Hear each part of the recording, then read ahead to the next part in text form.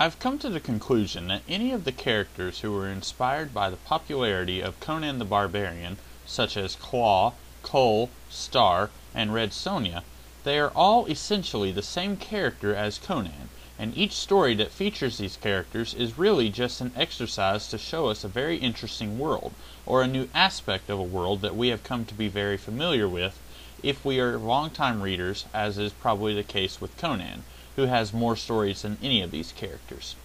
Claw the Unconquered, a 2006 ongoing series that apparently was canceled at issue 6, is no different. This story is written by Chuck Dixon and is drawn by Andy Smith. It's a shame that I didn't enjoy this more than I did, considering I've heard so many good things about Chuck Dixon's writing on some of the Batman books in the 1990s. The basic story is as follows.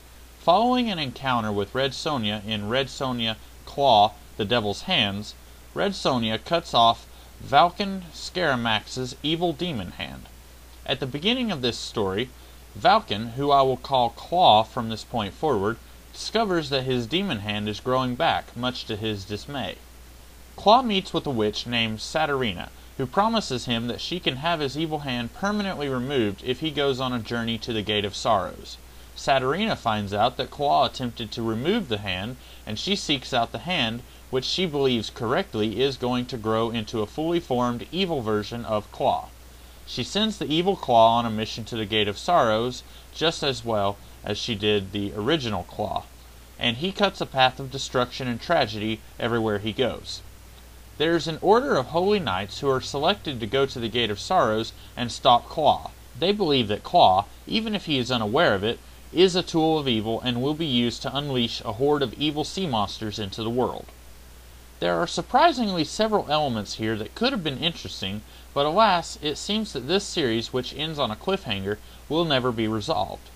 Keeping that in mind, elements which could have potentially been interesting are not in these 6 issues, as they seem to be building towards something that we do not get to see.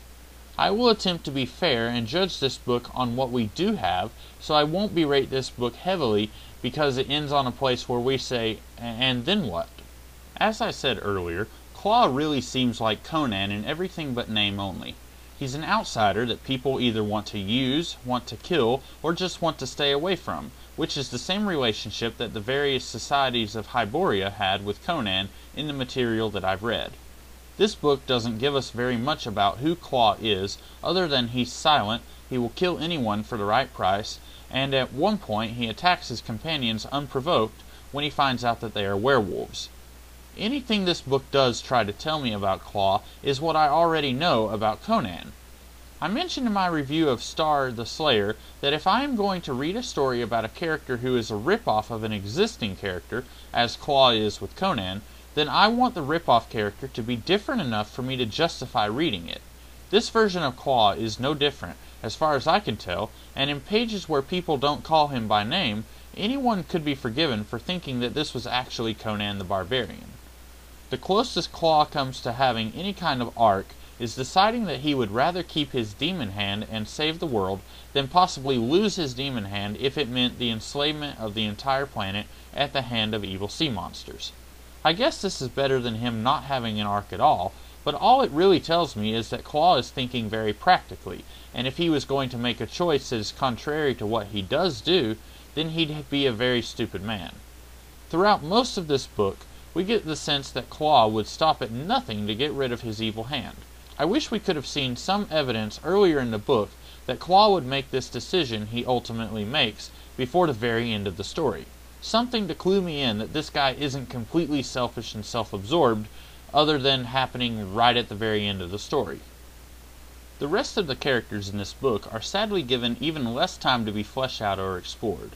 For most of the book, Claw is traveling with 3 werewolves, and apparently the fact that they are werewolves is enough for Claw to want to kill them, even though they've done nothing to him. I guess this is another indication of the kind of person Claw is, but it really seems more like the book needed an action scene, so Claw attacks his companions who have not provoked him. The only interesting thing about the werewolves is a reveal that comes near the end of the book, and isn't explored further. The werewolves, like Claw, are on this anti-quest to be rid of something. Where Claw wants to be fully human, the werewolves want to be wolfen creatures permanently. This is an interesting idea, but sadly not a whole lot can be done with it after we find this out. Once we find out what kind of people these werewolves are, there's not much else that can be done with them, which I guess is why the reveal comes near the end of the book. The group of knights traveling to the Gate of Sorrows is maybe the worst part of the book. They are perhaps even more tied in with a climax that remains unresolved than any of the other characters in this story. So any amount of space that they take up in this book is just space I feel like could have been better used if it had been given to Claw instead. Even if this book had a proper climax and ending, I am just not interested in any of these knights or their mission. They encounter a girl in a village that has been destroyed, and the girl was raped by the evil Claw clone and is pregnant with his child. This girl has more personality than any of the members of this holy order, but even so, she feels very one-dimensional, and any characterization I might like to see, such as her feelings about the evil Claw's baby, we don't get to see at all, because she is too concerned with being vengeful against the evil Claw. The witch Saturina sends Claw and the werewolves to the Gate of Sorrows, where she has promised them something they desire if they do something for her in return. As it turns out, she wants to unleash the evil demons held captive by the gate.